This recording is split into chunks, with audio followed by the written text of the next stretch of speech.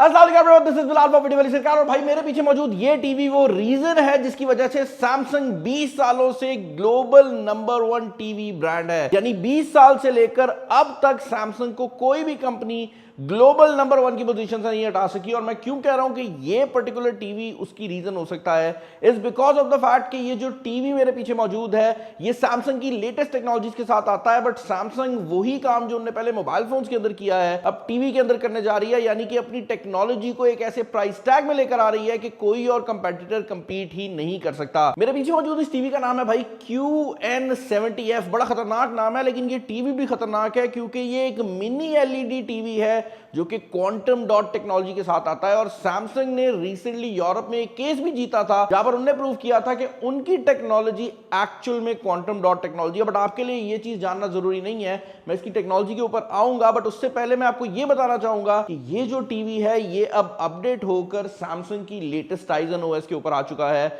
और उसके साथ आपको वन यूआई देखने को मिल जाता है, जिसका मतलब ये है कि जब आप इस टीवी को इस्तेमाल करना शुरू करेंगे तो आप रियलाइज करेंगे कि इस टीवी के अंदर जो सारे सेटिंग मेन्यूज हैं वो वैसे ही हो गए हैं जिस तरह आपके मोबाइल फोन के अंदर होते हैं। यानी कि अगर आप सैमसंग यूजर हैं तो आपको ये टीवी ऐसे ही फील होगा जिस तरह आपके मोबाइल फोन के अंदर होता है। और सबसे बड़ी बात यह है कि सिर्फ सॉफ्टवेयर को अपडेट नहीं किया गया, इस सॉफ्टवेयर की अपडेट्स को प्रॉमिस भी किया गया है। सैमसंग अपने मोबाइल फोन्स के अंदर प्रॉमिस करता है कि 6 साल तक सॉफ्टवेयर अपडेट्स जो है वो आती रहेंगी। टीवी के केस में सैमसंग ने ये प्रॉमिस 7 साल कर दिया है, जिसका मतलब ये है कि कोई भी बंदा ये टीवी खरीदता है तो उसको 7 साल की सॉफ्टवेयर अपडेट्स देखने को मिल सकती हैं। And on top of that ये टीवी जो है पाकिस्तानी मार्केट में 4,10,000 के प्राइस टैग से शुरू हो जाता है, जो कि कोई कम प्राइस टैग नहीं है। बट ये टीवी एक वैल्यू फॉर मनी प्रोडक्ट इसलिए बन जाती है क्योंकि अगर आप चाइनीज ब्रांड्स की बात करते हैं तो वो ये टेक्नोलॉजी 4,60,000 की रेंज में दे रहे हैं। जिसका मतलब ये है कि टेक्निकली सैमसंग का नाम और सैमसंग की टेक्नोलॉजी दोनों ज्यादा वैल्यू फॉर मनी प्रोडक्ट के फॉर्म में आपको देखने को मिल जाती हैं। इस टीवी की जो साइज है ये 65 इंचेस है, बट इसके अंदर 75 इंच और 85 इंच के ऑप्शंस भी जो हैं वो आपको देखने को मिल जाते हैं। अब इससे पहले कि मैं इस टीवी के आपको फीचर्स बताऊं, मैं थोड़ा सा मिनी एलईडी को टच करना चाहूंगा कि आखिर ये क्या होता है। आपके टीवी के अंदर यूजुअली 2 कंपोनेंट्स होते हैं। एक कंपोनेंट होता है जो कि रंग बनाता है और एक कंपोनेंट होता है जो कि रोशनी बनाता है। अब ये जो टीवी मौजूद है बैक साइड के ऊपर, इसके अंदर जो रंगों वाला कंपोनेंट है वो क्वांटम डॉट है। और ये टेक्नोलॉजी आपको पता है कि डिफरेंट नामों से पाकिस्तानी मार्केट में बेची गई है। बट ये जो क्वांटम डॉट है ये एसेंशियली आपको जो कलर की क्वालिटी है वो बहुत अच्छी प्रोवाइड कर देता है।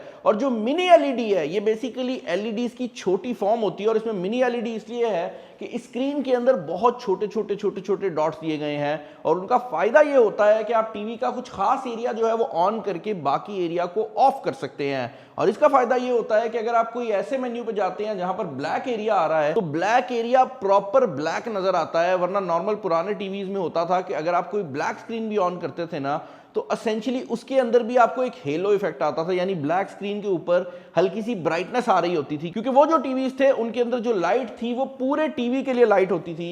यहां पर YouTube पता नहीं कैसे खुल गई है मेरे से, बट इस टीवी के अंदर वैसा नहीं है। इसके अंदर मिनी एलईडी टेक्नोलॉजी लगाई गई है। And this TV also support 144 hertz, जिसका मतलब ये है कि अगर आप एक गेमर हैं तो ये टीवी आपके लिए काफी ज्यादा मजेदार होने वाला है। और गेमर्स के लिए एक और चीज जो कि बड़ी इंटरेस्टिंग है वो ये है कि सैमसंग का टाइजन ओएस आपके कंसोल्स के साथ डायरेक्टली बात कर सकता है। जिसका मतलब ये है कि अगर मैंने इसके पीछे प्लेस्टेशन लगाई हुई है तो मैं इस टीवी के अंदर से ही जो प्लेस्टेशन के मेन्यूज हैं उसको इसके अपने रिमोट कंट्रोल से कंट्रोल कर सकता हूं। जैसे ही प्लेस्टेशन ऑन होती है आपके नीचे ये गेम का एक मेन्यू भी आ जाता है जिसके अंदर आप बेसिकली गेमिंग के रिलेटेड हर चीज को जो है वो कंट्रोल कर सकते हैं।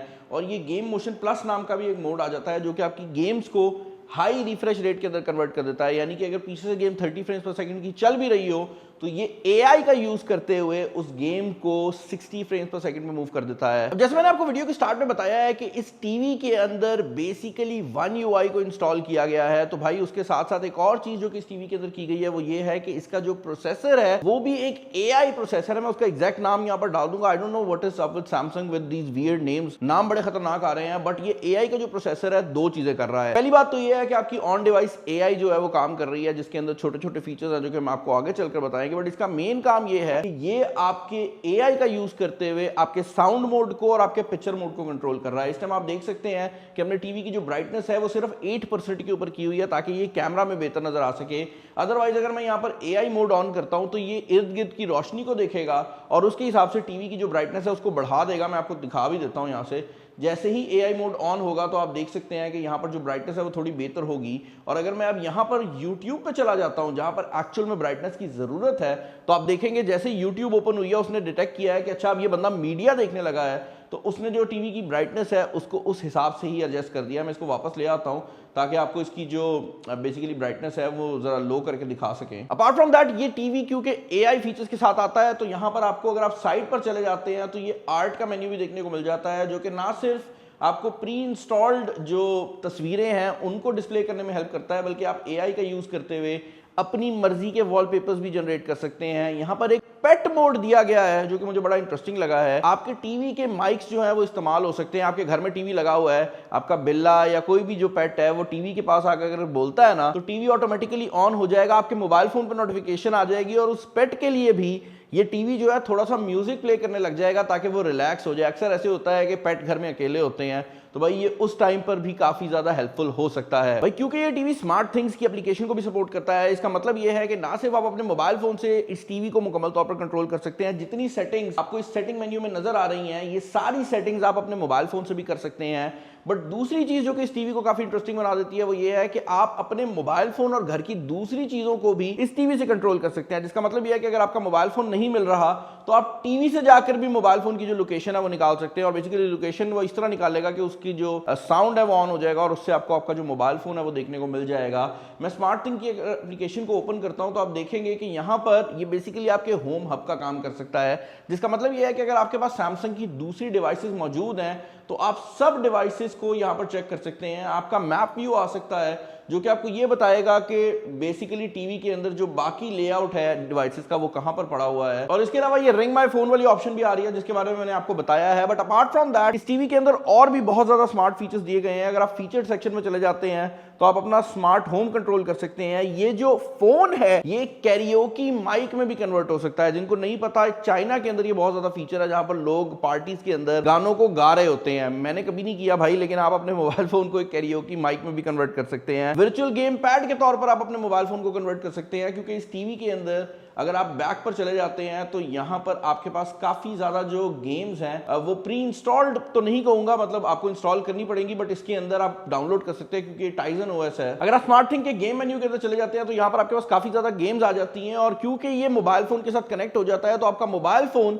एज अ कंट्रोलर भी काम कर सकता है। और ये चीज मुझे इस टीवी के बारे में काफी पसंद आई है कि ओवरऑल ये आपके इकोसिस्टम के साथ कनेक्टेड टीवी है। ऐसा नहीं है कि आपने सिर्फ टीवी खरीदा है, आपके पास जो दूसरी डिवाइसेस हैं ये उनके साथ भी इंटरेक्ट कर सकता है। और अगर आपके पास सैमसंग का मोबाइल फोन नहीं भी है तब भी मसला नहीं है, क्योंकि it works with all the Android devices. Samsung के जनरली जो टीवीज हुआ करते थे उनमें स्पीकर्स बहुत ज्यादा लो एंड होते थे और ये एक ऐसा एरिया है जहां पर लोग ये रिकमेंड करते थे कि अगर आप सैमसंग का टीवी लेने जा रहे हो तो उसके साथ साउंड बार जरूर खरीद लो।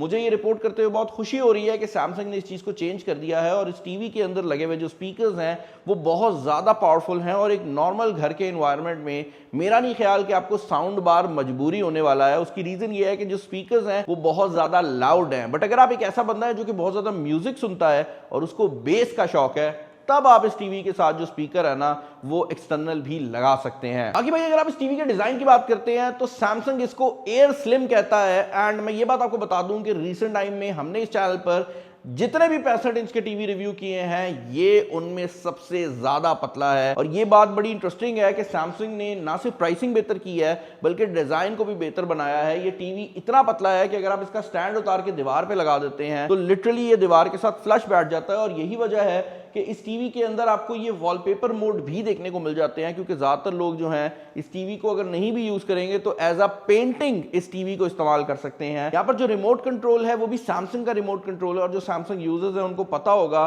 कि ये जो रिमोट कंट्रोल है एक काफी डिसेंट वर्सेटाइल किस्म का रिमोट है, लेकिन इसका जो डिजाइन है वो चेंज हो गया है। इसके अंदर जो सबसे मेरा फेवरेट फीचर है वो ये है कि ये रिचार्जेबल रिमोट है, जिसका मतलब ये है कि अगर इसकी बैटरी कभी खत्म हो जाती है, नीचे टाइप सी की पोर्ट है, टाइप सी से चार्ज करो, सेल की टेंशन नहीं है। जो पीछे से खोल के सेल घुमाने वाला मसला था ना वो इस रिमोट में नहीं है। बट उससे भी बड़ी बात यह है कि इसके बैक साइड के ऊपर आपको ये solar slash indoor light panel मिल जाता है, जिसका मतलब यह है कि अगर आप रिमोट को उल्टा रखते हैं तो आपके जो कमरे में लगी हुई लाइट है ये उससे भी चार्ज हो सकता है। मैं घर में सैमसंग का टीवी इस टाइम इस्तेमाल कर रहा हूं और मुझे तकरीबन 1.5 साल हो गया है और मैंने 2 बार उसको चार्ज किया था यूएसबी लगा के। तो कहने का मकसद ये है कि ये जो टीवी का रिमोट है ये मुझे बड़ा पसंद आया है। इसके अंदर एयर जेस्चर वाली कोई चीज नहीं दी गई, बट ओवरऑल जो सारी फंक्शनैलिटी है वो मौजूद है and it is a very versatile remote. भाई अगर ओवरऑल इस टीवी के रिलेटेड आप मेरे ओपिनियन जाना चाहोगे तो मैं ये कहूंगा कि मुझे बहुत ज्यादा खुशी हो रही है कि सैमसंग ने फाइनली टीवी स्पेस के अंदर भी अग्रेसिव होने का फैसला किया है। और जो चीज इस टीवी के बारे में सबसे मजेदार है वो ये है कि this is not an Android TV. ये बात अपने माइंड में बिठा ले कि इसके अंदर वन यूआई जरूर मौजूद है, यानी कि आपको सैमसंग का ऑपरेटिंग सिस्टम मिल जाता है, बट जो टाइजन ओएस है ये टेक्निकली सैमसंग का अपना ऑपरेटिंग सिस्टम है। और इसका फायदा ही ये है